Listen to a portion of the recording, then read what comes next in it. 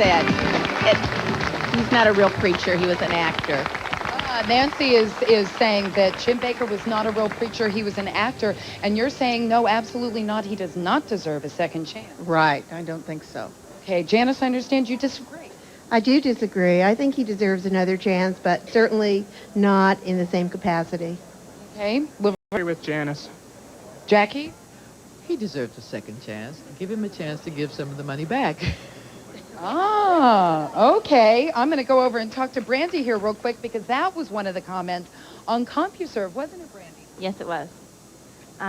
They're going into TV evangelists and talking about Bob Vila. He could be a TV evangelist. And they're wondering what TV evangelists are doing today. And are they taking a different approach today because of all the scandals that have gone on? Let's ask one of our experts. Stephen, I'm sure you can answer that. What is happening in the world of television evangelism now? Well, I can tell you that in the first 4 years following the PTL scandal, the numbers dropped so much of both viewers and contributors that they all scrambled trying to figure out what to do. But over the past couple of years, things have leveled off.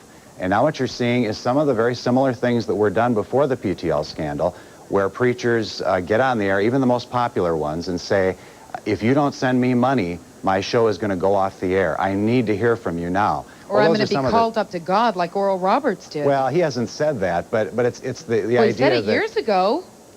He said it in 1987, but he hasn't said it since then. Right. What I'm saying is they're going back to just the tactics of, you need to save me. Instead of preaching salvation, they're saying, you need to save me by sending me money. And so they're back to some of their old ideas. Reverend Price, does that give televangelism a bad name? A very, very bad name. Anytime there's an original that's good, it's going to be counterfeited. If it's a dollar, if it's art, if it's ministry. I would encourage individuals not to send money to any televangelist unless they have that ECFA emblem on their materials, because that indicates they're being independently audited, and the giver needs to know of that independent audit being made. Okay, and I think that we're trying to get a picture of that logo. It is on air. Reverend Price, explain why this is so important, and if you get a mailing and this is on it, what kind of guarantees or a level of protection that you can get? Well, the local ministry has its own audit by an independent auditor, but this organization is an additional one that audits those audits, in effect, to be absolutely certain that the monies are being used as they're designated to be used. It is an effort for there to be integrity, and a ministry that would not use it should be looked at skeptically. And Stephen, this was your point that you were making. 4 out of 21 that you contacted weren't even members of this particular organization. I so certainly there are agree with Reverend Price. I agree with Reverend Price, but I want to mention one thing. Jim Bakker was a member of this financial accountability group when he had the PTL Club. And right there, that tells you that there were things going on that even they didn't know about, and they admit it.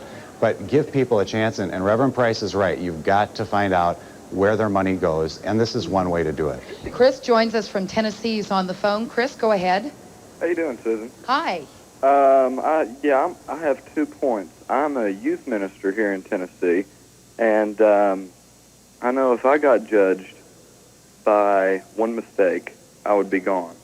And the other point is, as Christians, we should be looking.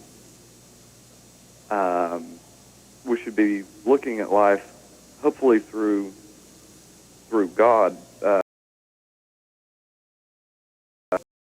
and trying to be God-like, and ask the same question: should we let Him do this? What would God say? And I think God would say, "Give him another chance." God wouldn't say,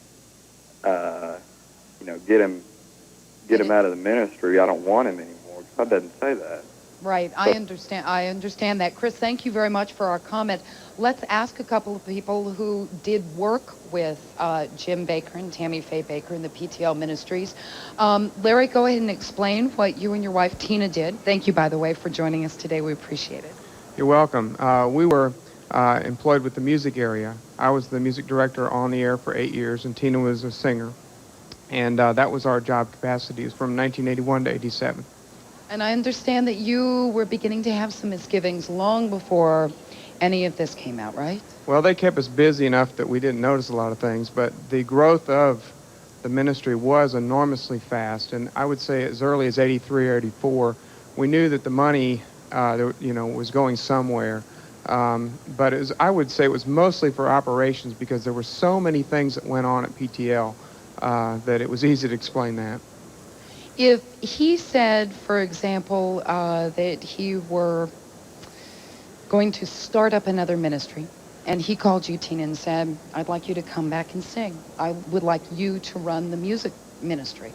Would you go? No. Why?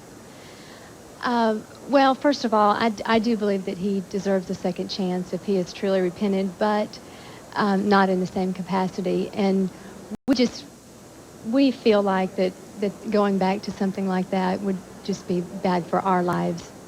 Do you feel personally betrayed? Did you put too much of your faith in man, not God?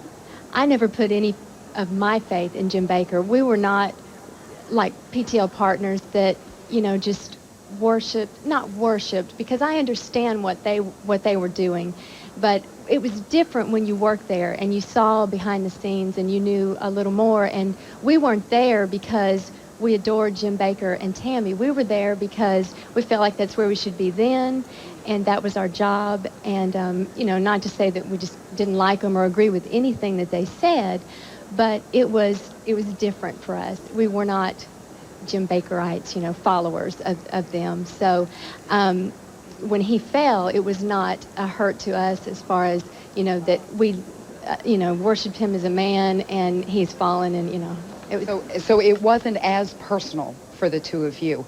Coming up after this, we will get a little bit more into the future of televangelism and also more questions. Does he deserve a second chance? And are you angry if he gets a second chance? Back after this.